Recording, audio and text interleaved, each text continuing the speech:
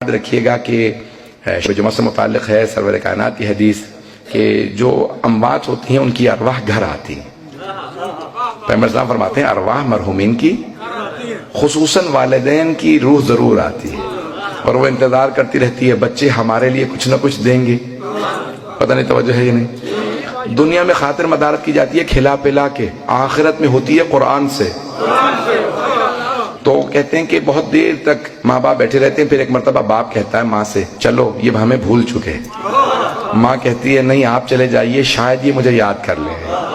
تو روایت کے الفاظ ہے کہ ماں اکثر وہاں پہ روکی کہتی رہتی ہے اے بچوں تمہاری ایک رات کی نیند کی خاطر میں پوری رات جاگتی رہی تھی، اب میں تمہاری ایک فاتحہ کی محتاج ہوں، فاتحہ ہی پڑھ دو۔ تو جانے گرامی جو ماں باپ کو یاد کرتے ہیں اور انہیں یاد رکھتے ہیں، حبیب خدا فرماتے ہیں کہ ماں باپ بھی انسان کے گناہوں کی بخشش کا سبب بنتے ہیں۔ وہ جو بوڑھا باپ یا بوڑھی ماں ایک کونے میں بیٹھی رہتی ہے اور کچھ نہیں کر سکتے، بات بھی نہیں کر سکتے، کلام نہیں کر سکتے، تو کہ تمہیں نہیں پتا ان بوڑھے ماں باپ کی وجہ سے کتنی رحمتیں نازل ہوتی رہتی ہیں۔ میں پتہ نہیں پہنچا پا رہا ہوں یا نہیں، کچھ دیر اور سن لیں گے۔ یہ ایک باپ تھا بہت بوڑھا، اسے فالج ہو گیا، بیٹے نے کہا کہ بھئی میں باپ کو 6 مہینے خدمت کر چکا اور خدمت نہیں کر سکتا، تو میں کہیں اس کو باہر کسی باغ میں پھینک آتا ہوں، کچھ ہی عرصے میں انتقال کر جائے گا۔ جب باپ کو اس نے اٹھایا نا پھینکنے جا رہا تھا تو باپ نے کہا یہاں نہ پھینکنا، کچھ آگے جا کے پھینک دے۔ جیسے ہی وہ پھینکنے لگا تو کہا کہ بابا جان یہاں پہ پھینکنے کے لیے کیوں کہا آپ نے؟ کہا کہ میں اپنے باپ کو یہیں پھینک کے گیا تھا، میں چاہتا تھا آج مجھے پتا چلے میرے باپ پہ کیا گزری ہوگی۔ جب میں اپنے باپ کو عزیزان گرامی کبھی بھی ماں باپ کو نہ بھلائیں، اپنے ماں باپ کو یاد رکھیں، جو زندہ ہیں وہ ان کی خدمت کریں، زندگی میں بھی برکت ہوگی، اور اگر گزر چکے ہیں تو ان کے وہ فاتحہ سے ضرور یاد کریں۔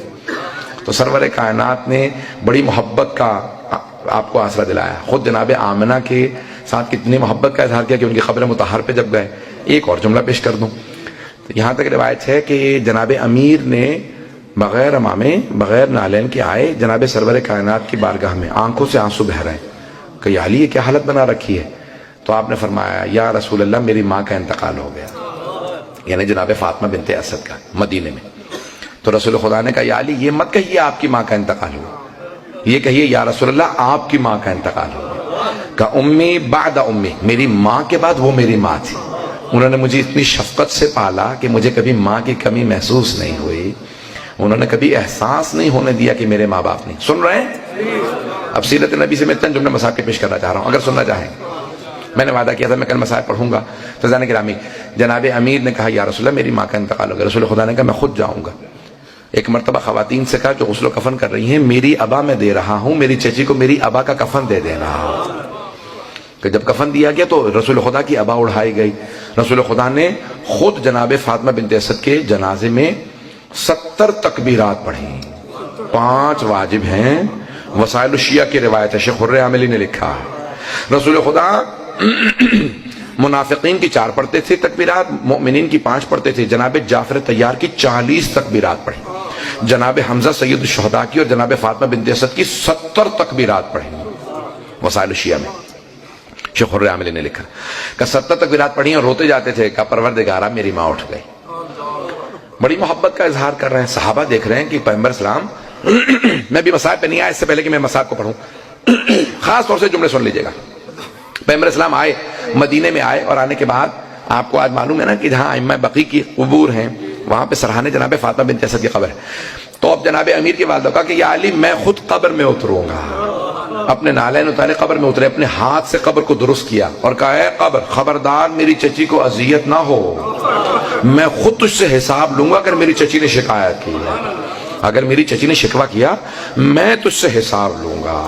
ایک مرتبہ کہا یا علی مجھے دیجئے، بڑے تعظیم سے چچی کو قبر میں رکھا اور قبر بند کرنے کے بعد سرحانے بیٹھ گئے، سرحانے کی طرف بیٹھے اور رو رہے تھے۔ اچانک کچھ دیکھنے کے بعد کہنے لگے ابنوں کے آپ کا بیٹا۔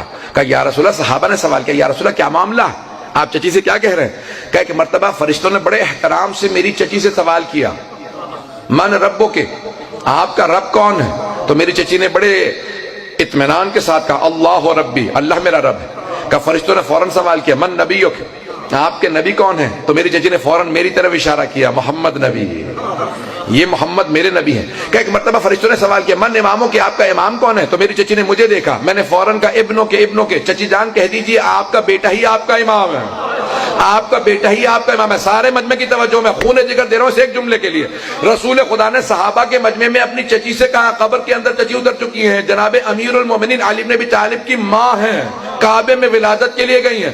کہا چچی جان جب فرشتوں نے پوچھا کہ آپ کا امام کون ہے، آپ کہہ دیجئے میرا بیٹا ہی علی ہی میرا امام ہے، میرا بیٹا میرا امام ہے۔ او مسلمانوں، جس علی کے ماں باپ کا ان کی امامت اور ولایت کے بغیر گزارا نہیں، وہاں تیرا میرا کیسے گزارا؟